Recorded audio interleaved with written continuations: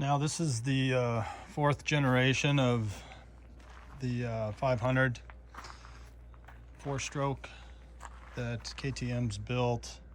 The first two generations were carbureted, and the last two gens have been, since 2012, have been fuel injection.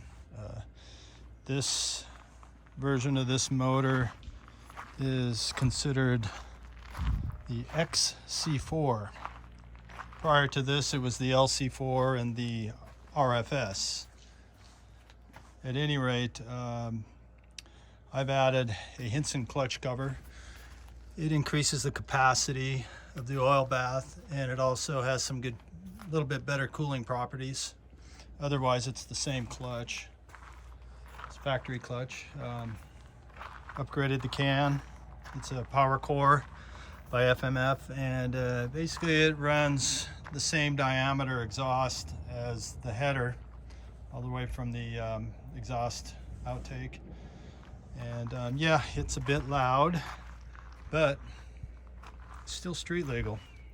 I've upgraded the tank. Stock tank on these bikes is about 2.5 gallons. Right now I'm closer to 4 gallons, which definitely is nice. Let's see what else. So we've got a molecule skid plate, and it's plastic, and what it does really well is it really just slides over obstacles, and it doesn't dent or push or anything. It's a great idea. It's super light, good product. Kreft suspension, Kreft tuned. I went with Kreft because of the price, and there are a lot of good reviews. For myself, 200 pounds plus up to 50 pounds of gear, I can dial it in, and it's, even without all the weight on it, it's a lot better than stock. Stock on these would probably be fitting for more of a maybe a 170 pound rider, and with the Kreft, it's just made a night and day difference, and it's a lot more adjustable than the stock. Running a D606 Dunlop right now. I usually ride those in the front. They are a good tire. They've got a good carcass. They're strong. So this is usually I'm running a D908 or a Michelin, or one of their Rally Raid tires. I like those. They're really sturdy. I'm running a Pirelli Scorpion Rally up front. This has been on, well, it's been on since my previous rear tire, but it runs really well. Running a Nomad rally kit, rally tower. You can see it clamps, you basically put it on the stem. You extend your rectifier cables over here, line everything up, hook everything up, and you've got a killer light kit that comes with it. And this fairing is actually really nice, especially when you're bombing and you're just kind of sitting in the back here. You can kind of sit down and get out of the wind. It actually works really well. Not a highway bike. I like open desert and dirt roads, and long distances out in the desert. Even Forest Service up in the mountains, but keep it off of the pavement as much as possible. Let's see, what else have we got here? Yeah, these lights are great. I don't ride at night typically, but I have, and they do a great job. Double take mirror, pop it down when you're not using it, and it's breakaway. So yeah, I'm running another little thing for my GoPro that works really well. Giant loop base up here, because when I do go on longer day rides, I will take I will take a bag of tools on my Mojave kit. It just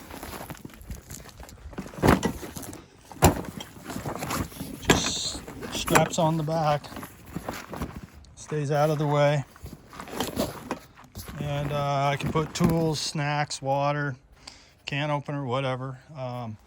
And if I have to take more fuel, I do have one of the 1 gallon GoPro or giant loop bladders. Gosh, what else? Yeah,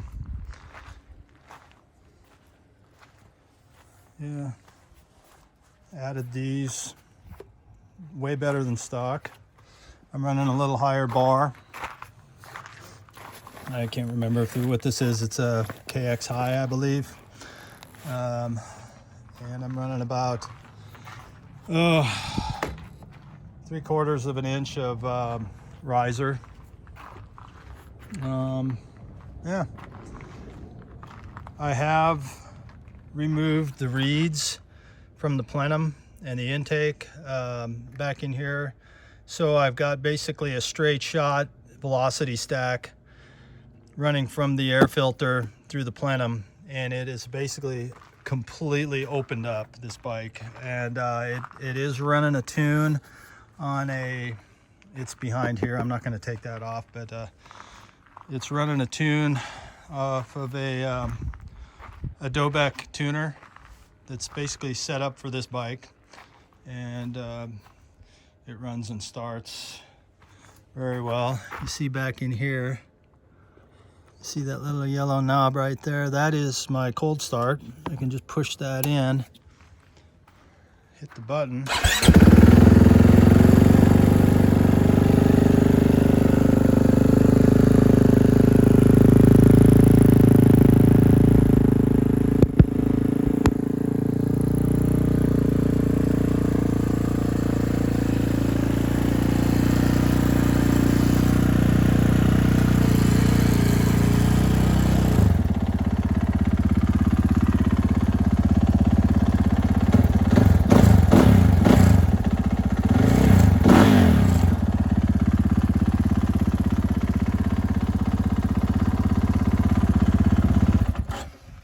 Shut her down, it's loud. Anyway, yeah, it's a nice setup as far as that goes. I did put an inline filter. I think this came from Takamoto, and I did do a new fuel rail back here that directed the intake. The fuel intake is actually directed down at an angle instead of straight out, which basically doesn't give you a lot of room to work with. And when you're using these high pressure hoses, they tend to kink up. And so now I've got a lot less restriction in the flow. It works really well. Fastway kickstand. The stock one is just a little lacking, and it's well, I lost mine, and I was leaning this up against fence posts for the last 3 months until I got that. Yeah, really good bike. I've done multi-day, multi-week trips, done parts of the BDR in Idaho. Lots of riding around out west. It's great in the desert. It stays cool, it runs cool. I'm running another giant loop coyote bag with a couple of other options, and yeah, just a really great bike.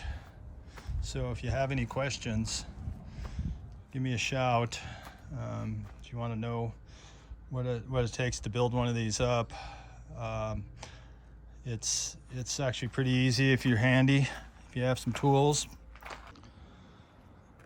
There's another add-on that really makes a lot of sense. I've got a 34-inch or more inseam, and I went with this Seat Concepts Comfort High seat, and you can see it fits perfectly.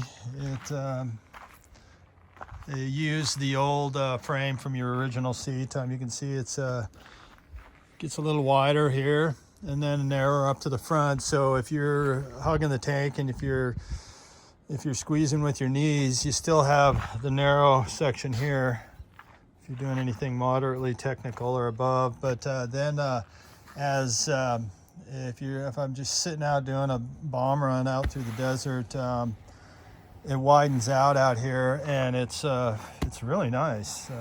So just a really good addition to this bike, and really kind of helps you fit in the cockpit quite a bit. I did roll back these bars. Actually, they're rolled forward a little bit, and with that bar riser and this setup, I can stand on the pegs and just kind of drop my heels and crouch just a bit, and basically stay on top of it.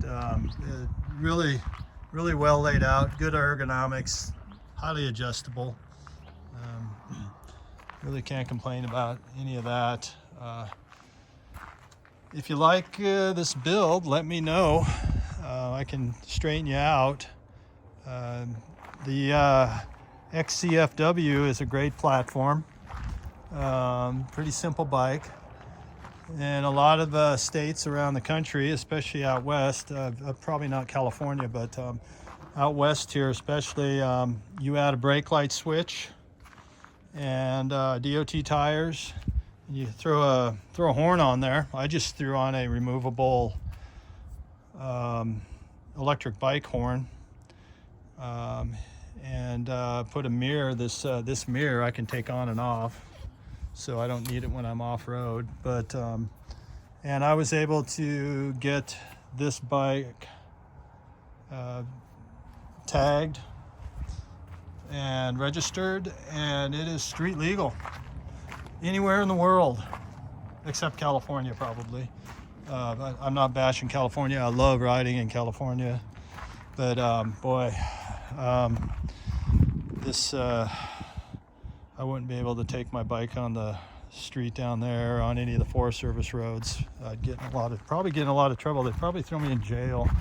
At any rate, yeah, great bike, great build, a lot of fun, pretty, I'd say 100% reliable and very durable. I've tossed it more than once, and yeah, if you have any questions, give me a shout, comment. I'm sure there's going to be a few of those. I probably forgot something or didn't disclose something, but yeah, this isn't a big production. It was never meant to be. I'm just sharing for anybody who's interested in kind of going this route, making a ultralight adventure bike that also moonlights as a standard off-road bike.